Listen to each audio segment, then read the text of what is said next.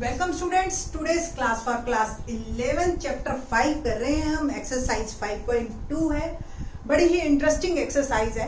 इस एक्सरसाइज में जो हम सीखेंगे वो सीखेंगे Argand plane and polar representation. ठीक है, तो पहले थोड़ा सा हम 10th और 9th से रिलेट करके चलते हैं। आपको याद हो हम कार्टेशियन प्लेन बनाते थे 9th में एज वेल एज 10th में। क्या होता था, ये एक्स एक्सिस और ये वाई एक्सिस, इसको हम first quadrant, second quadrant, third quadrant और इसको हम फोर्थ क्वाड्रेंट कहते थे। फर्स्ट क्वाड्रेंट में एक्स और वाई दोनों ही पॉजिटिव होते थे। सेकंड क्वाड्रेंट में एक्स नेगेटिव और वाई पॉजिटिव होता था। थर्ड क्वाड्रेंट में दोनों ही नेगेटिव चलते थे हमारे। और फोर्थ क्वाड्रेंट में आपको याद हो एक्स पॉजिटिव और वाई नेगेटिव होता था। ये सब, और इस पूरे प्लेन को हम क्या कहते थे, कार्टेशियन प्लेन। याद है? ठीक है। अब की बार जो है हमने क्या करना है, हमारे को सपोज कोई कॉम्प्लेक्स नंबर दे रखा है x plus iota y, like 2 plus 3 iota. ठीक है, तो अब जो x और y है वो 2, 3 है और जो y एक्सिस है ना वो एक्चुअली हमारा बन जाएगा आइटा y। ठीक है जी।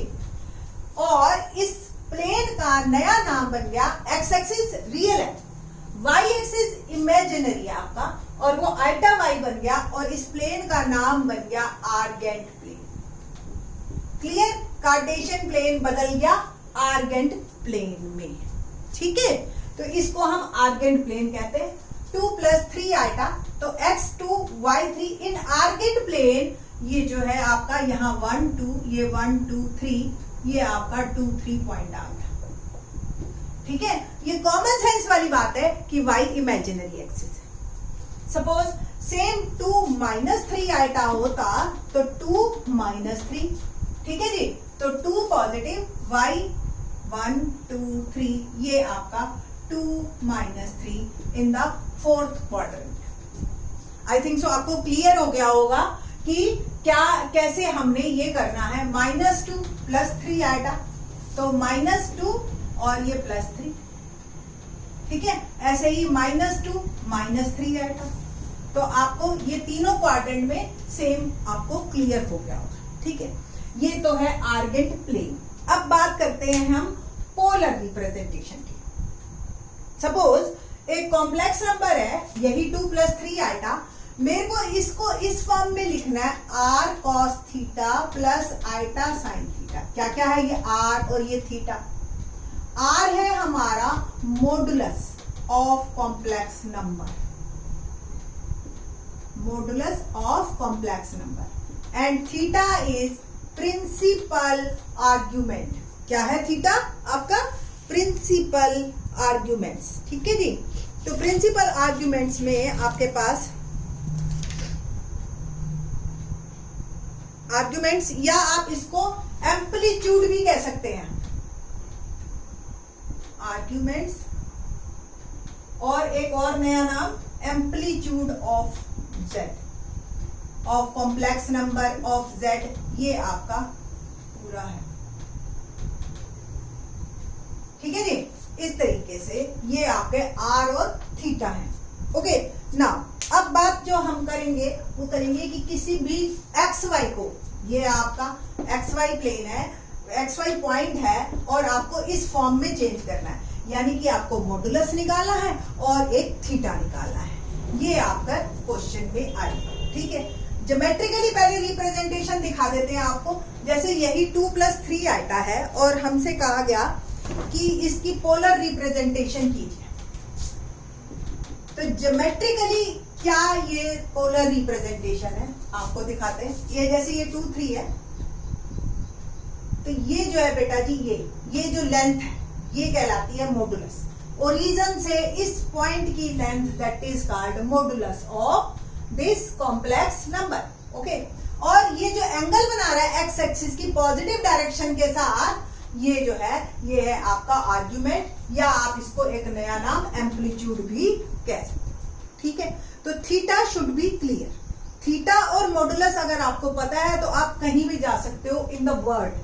ठीक है, बहुत यूज होती है ये चीज देखो आप यहाँ तो आप रास्ता पूछ रहे हो, कोई आपसे बता देता है यहाँ चौराहा है, उसके लेफ्ट ले लियो, उसके राइट ले लियो, इधर देख रहा है, लाइक दैट, ठीक है, लैंडमार्क है। आप समुंदर में है, बिल्कुल सारी तरफ पानी ही पानी है, अब आपको रास्ता भटक रहे हैं, आप किसी से रास्ता पूछेंगे भी तो वो फिर इस तरीके से आपको थीटा और ये प्लस माइनस इस तरीके से बताते हैं ताकि आप एग्जैक्ट अपनी पोजीशन पे पहुंच सके, ठीक है। वहां तो कोई लैंडमार्क नहीं मिलेगा ना पानी के अंदर या हवा में, जब आप बिल्कुल ही हवाई जहाज पे हैं ऊपर, तो यहाँ पे ये काम आते हैं ये चीजें, ठीक।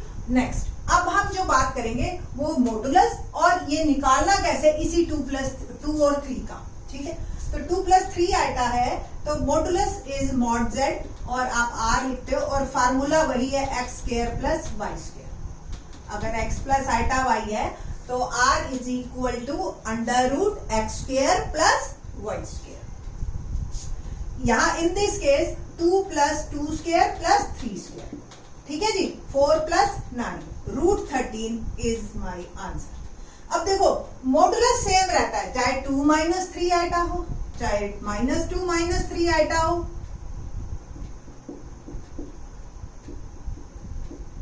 ठीक है, चाहे ये 2 - 3 आइटा। तो मॉडुलस तो आपका देखो अल्टीमेटली स्क्वायर हो रहा है, कोई फर्क नहीं पड़ेगा, है ना। तो ये लेंथ आपको भी पता है, किसी भी डायरेक्शन में चले जाओ ये सेम रहेगी। अब थीटा की बात करते हैं कि थीटा का क्या फॉर्मूला है, ठीक। तो हमारे पास जो फॉर्मूला है वो tan थीटा आता है y/x, tan theta y/x।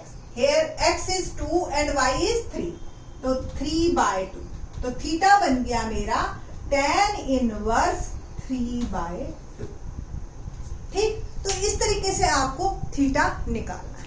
Theta निकालने से पहले मैं आपको थोड़ा सा और बात बता देती हूं, क्या कि अब देखो x और y है, अब हमने यही सारी बात की कि z जो है 2 + 3 आइटा, -2 + 3 आइटा, -2 - 3 आइटा, ये फर्स्ट क्वाड्रेंट, ये सेकंड क्वाड्रेंट, ये थर्ड क्वाड्रेंट और ये जो है आपका फोर्थ क्वाड्रेंट, 2 - 3 आइटा, ठीक है। बेटा जी थीटा तो चेंज होएगा ना हर बार, ठीक है, माना मॉडुलस सेम है इन चारों case, but theta should not same, theta should be different. Okay, तो कैसे डिफरेंट है ये देखते हैं हम।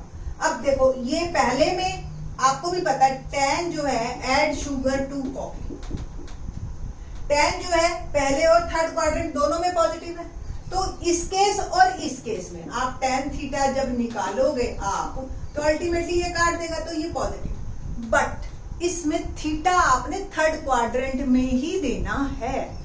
उसके लिए आप क्या करेंगे, आपको अगर फर्स्ट क्वाड्रेंट में वैल्यू पता है तो हम थर्ड क्वाड्रेंट में जाने के लिए हमारे पास एक फार्मूला है अल्फा, सेकंड में जाने के लिए पाई माइनस अल्फा, फोर्थ में जाने के लिए माइनस अल्फा और थर्ड में जाने के लिए आपके पास है minus pi plus alpha. Okay, तो इस तरीके से आपके पास ये बनेगा, ठीक। तो इस तरीके से आपने इस क्वेश्चन को करना है। Let's do some question.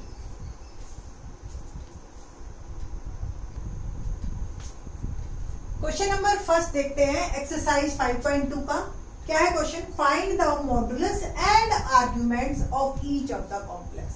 बस मॉडुलस पूछा और आर्ग्यूमेंट्स पूछा है। एक बार फिर से रिकॉल करवा देती हूँ कि अगर zx प्लस आइटा y है तो मॉडुलस r से रिप्रेजेंट करते हैं हम और इसको हम लिखते हैं, फॉर्मूला है √x² + y²। और प्रिंसिपल आर्ग्यूमेंट जो है या एम्पलीट्यूड जिसको कहते हैं tan थीटा इज y/x और आपको ये थीटा बताना है, ठीक है, दैट इज कॉल्ड आर्ग्यूमेंट। अब in this question we will see z -1 - iota √3 है, तो here x is -1 and y is -√3, ठीक है ना। Now modulus of z √x² + y, √-1² +-√3² और 1 + 3 √4 और ये आ गया आपका 2, ठीक है। बस ये काम खत्म ना। tan थीटा फॉर आर्ग्यूमेंट हम बात कर रहे हैं अब tan theta y by x, y is -√3 और x इज -1। अब दोनों नेगेटिव हैं, बट नेगेटिव नेगेटिव तो कट जाता है √3, और आपको पता है tan थीटा की वैल्यू जो है वो आती है √3 कब होती है आपको पता है ना, थीटा π/3 पे। बट थीटा किस क्वाड्रेंट में है, देखो पॉजिटिव है, मैं मानती हूं पॉजिटिव है, बट पॉजिटिव तो दो क्वाड्रेंट में होता है tan, फर्स्ट में और सेकंड में, है ना। ऐड शुगर टू फर्स्ट में और थर्ड में, ऐड शुगर टू कॉफी, ठीक है ना। तो आपको अब ये डिसाइड करना है कि ये फर्स्ट में जाएगा या थर्ड में जाएगा, और फर्स्ट में अगर ये दोनों पॉजिटिव होते बेटा तो ये फर्स्ट में जाता, बट ये दोनों नेगेटिव हैं, और आपको पता है थर्ड क्वाड्रेंट में x और y दोनों नेगेटिव होते हैं, है ना। तो tan भी नेगेटिव, अल्टीमेटली ये पॉजिटिव हो गया, और theta is in third quadrant.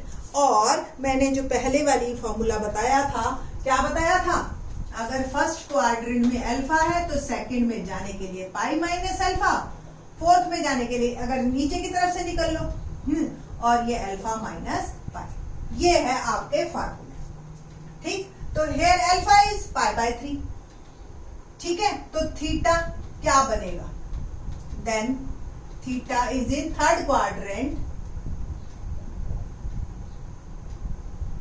π/3 minus pi, answer become -2π/3।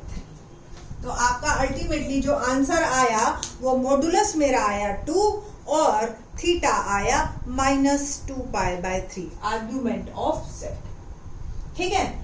इसी में एक और एडिशन मैं आपको बता देती हूँ, वैसे है नहीं क्वेश्चन पूछा, फिर भी मैं बताती हूँ। आपसे ये पूछ सकता है कि ये पोलर फॉर्म में लिखो, वैसे थर्ड से लेकर ऑनवर्ड सारे क्वेश्चन करेंगे आप पोलर फॉर्म, और जब इतना निकाल लिया तो पोलर फॉर्म में ज्यादा काम नहीं रह गया। r cos theta plus iota sine theta, here r is 2, ठीक है जी, और थीटा जो है, मैं ये सारा रब कर रही हूं एक बार को ताकि कोई कंफ्यूजन ना रहे।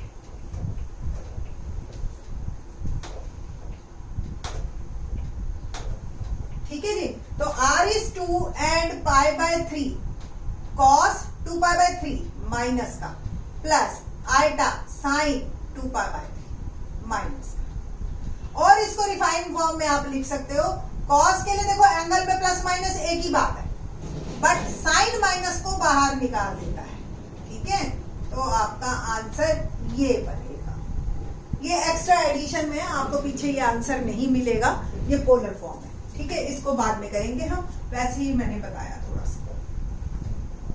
नेक्स्ट सेकंड पार्ट हम करते हैं, z is equal to -√3 plus iota, ठीक है जी। Here x is -√3 and y is 1, ठीक, कोई दिक्कत तो नहीं ना।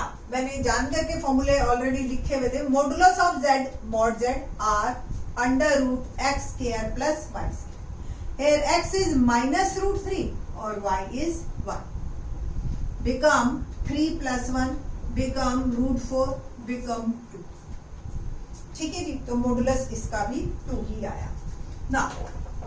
बात कर रहे हैं हम आर्ग्यूमेंट्स की, तो tan theta is equal to y by x, here y is 1 and x is -√3। अब tan नेगेटिव हो गया है, tan नेगेटिव कौन कौन से क्वाड्रेंट में होता है, ऐड शुगर टू कॉफी, तो सेकंड और फोर्थ। अब कैसे डिसाइड करोगे आप कि ये सेकंड क्वाड्रेंट का है या फोर्थ क्वाड्रेंट का है, उसके लिए आपको x और y हेल्प करेंगे। y पॉजिटिव है, x नेगेटिव है, ठीक है जी, और आपको पता है यहाँ दोनों प्लस में होते हैं, यहाँ x नेगेटिव y प्लस, यहाँ दोनों नेगेटिव, और यहाँ पे x पॉजिटिव y नेगेटिव। हमारा कौन सा है, y पॉजिटिव x नेगेटिव, तो second quadrant, theta is in second quadrant. और फर्स्ट क्वाड्रेंट में क्या बना, ये 1/√3 π/6 होता है ना, आपको पता है। तो सेकंड में जाने के लिए alpha is π/6 and in second quadrant it will become pi minus π/6 और आंसर मेरा बन गया 5 पाई बाय 6। ठीक है जी, तो मॉडुलस मेरा आया 2 और आर्ग्यूमेंट मेरा आया 5 पाई बाय 6। ठीक है, तो आपको आंसर क्या लिखना है? Simple, R is equal to 2 and argument of Z is equal to 5 pi by 6. That's it. ये आपका आंसर है। ठीक है, पीछे आपको ऐसे दिखेगा। ठीक, बाकी के third onwards question in the next lecture.